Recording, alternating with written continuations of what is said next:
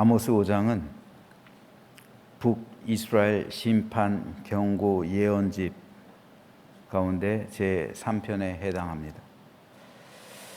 오늘 5장 말씀을 두 문단으로 나눌 수가 있는데 1절에서 17절은 회개 촉구 및 선지자의 애가에 대해서 기록하고 있고요. 그리고 18절에서 27절은 종교적인 오류 지적과 그에 따른 심판을 경고하고 있습니다. 오늘은 이 가운데 24절 말씀을 보겠습니다. 오직 정의를 물같이 공의를 마르지 않는 강같이 흐르게 할지어다. 오늘 이 말씀은 아모스서 전체 주제라고 할 수 있는 말씀입니다. 여기서 하나님은 이스라엘 백성에게 정의를 지키고 공의를 행할 것을 촉구합니다. 북이스라엘 백성들은 형식적으로는 종교적으로는 여호와 신앙에 있어서 열심이었습니다. 그들이 하나님에 대해서 제사를 드리지 않은 게 아니에요. 그들은 우리가 생각하는 것과는 달리 오히려 철저하게 하나님을 예배했어요. 하나님께 제사를 그친 게 아니라 하나님께 제사를 열심히 드렸다고요. 오늘 본문이 기록된 5장에 보면은 특별히 5절에 보면 하나님께서 북이스라엘 백성들에게 이렇게 말씀하시는 장면이 있습니다. 베델을 찾지 말며 길갈로 들어가지 말며 브엘세바로도 나아가지 말라. 길갈은 반드시 사로잡히겠고 베델은 비참하게 될 것임이라. 이것이 무슨 말이냐면 이스라엘 백성들은 베델과 길갈과 브엘세바에까지 가서 하나님께 제사 드렸다는 말씀입니다. 베델은 야곱이 돌베개를 베고 자다가 하나님의 임재를 경험한 곳이죠. 그리고 밧단 아람에서 돌아왔을 때 하나님께 제단을 쌓은 곳이에요. 그래서 북이스라엘의 종교 중심지가 된 곳입니다. 그래서 여기다가 금송아지를 세우잖아요. 길갈은 이스라엘 민족이 가나안 땅에 입성해서 최초로 진을 친 곳이자 할례를 행한 곳입니다. 그리고 이곳에 선지자 엘리야와 엘리사의 선지자 학교가 있었습니다. 그러므로 이곳 또한 중요한 신앙 유적지가 되는 거예요. 브엘세바는 이스라엘 땅 최남단에 있는 곳이죠. 바로 이곳에서 아브라함이 살아갔잖아요. 이삭도 살아갔죠. 족장들이 이곳에서 하나님께 단을 쌓은 곳이에요. 그래서 이곳 역시 종교적으로 큰 의미가 있는 곳입니다. 그런데 하나님은 북이스라엘 백성들에게 베델을 찾지 말며 길갈로 들어가지 말고 브엘세바로도 나아가지 말라 말씀합니다. 이것은 북이스라엘 백성들이 종교 유적지들을 찾아서 열심히 하나님께 제사했음을 말해주는 겁니다. 심지어는 남유다 맨 끝에 있는 브엘세바까지 가서 하나님께 제사했다고요. 북이스라엘에서 그 남유다 국경을 넘어가지고 제일 아래쪽에 있는 브엘세바까지 가가지고 하나님께 제사를 드릴 정도로 종교적으로는 열심히 있었단 말입니다. 그런데 왜 하나님께서는 베델이나 길갈이나 브엘세바에까지 가서 그곳에 가서 하나님께 제사하지 말라 왜 말씀하십니까? 바로 오늘 본문이에요. 정의와 공의를 잃어버렸기 때문입니다. 정의와 공의를 상실한 채 브엘세바에까지 가서 하나님께 제사 드리는 것을 누가 말했습니까? 그걸 누가 요구합니까? 그것이 무슨 의미가 있겠습니까? 하나님은 그것은 아무 의미가 없다 말씀하시는 거예요. 이스라엘 백성이 하나님 앞에 부지런히 나와서 희생제물 드리고 11조를 일주일에 2번씩 드리고 금식하고 종교 유적지를 찾아다니면서 헌신을 한다 한들 하나님께서는 그들의 그런 종교적인 열심을 전혀 기뻐하지 않았다는 거예요.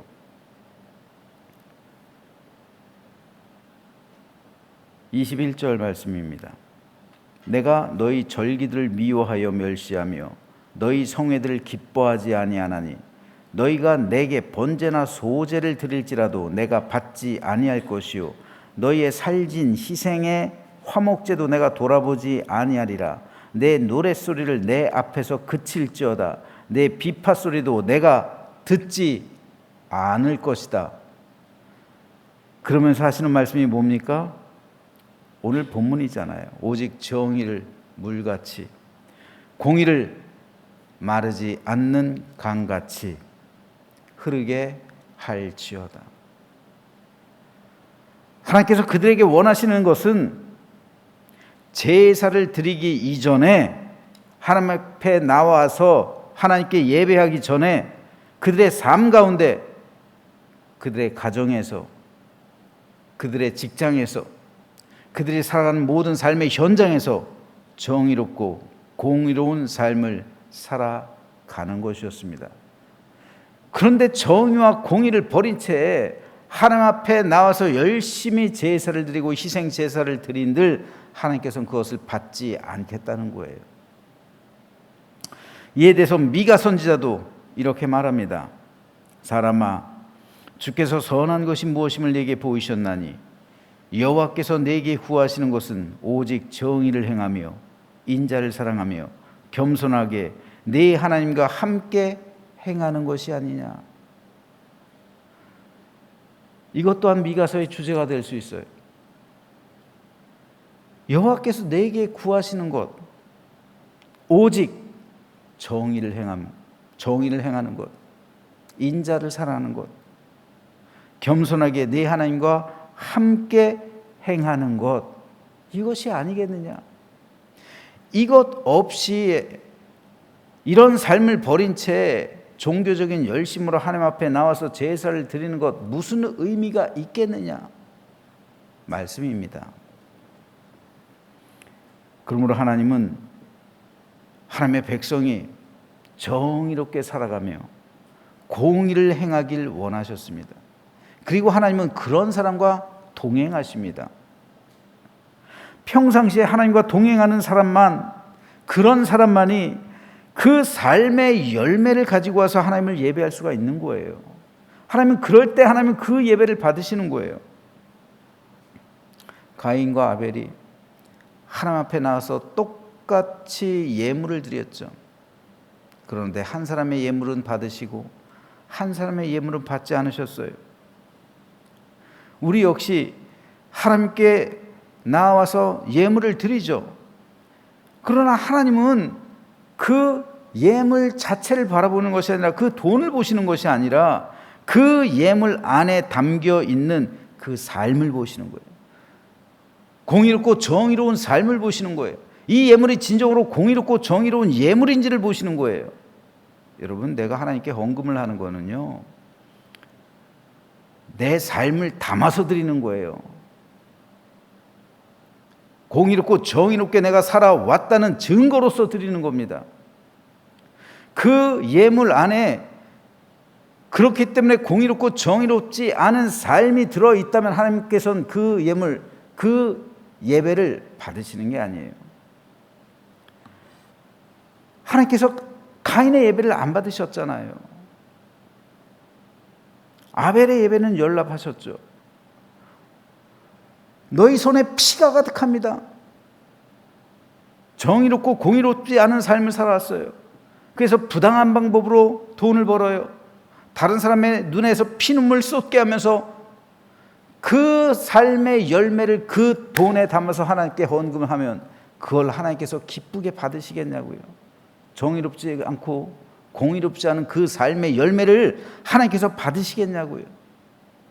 받지 않으시는 거예요. 그러므로 그 예배 역시 하나님께 연락되지 못하는 겁니다. 그런 삶에 어떻게 여호와의 샬롬이 임합니까? 그런 삶에 어떻게 주의 은혜가 임합니까? 그런 예배 가운데 어떻게 성령의 임재가 있을 수가 있습니까? 그럴 수가 없는 거예요. 그러므로 나를 하나님께 드릴 때 과연 내 삶에 정의롭고 공의로운 마음이 그 안에, 예물 안에 담겨져 있는지, 내가 그 삶을 살아냈는지, 우리는 그 예물 앞에서 내 삶을 살펴야 되는 거예요.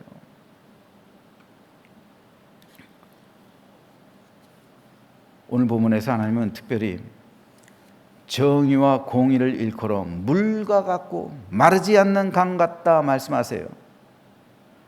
정의를 물같이,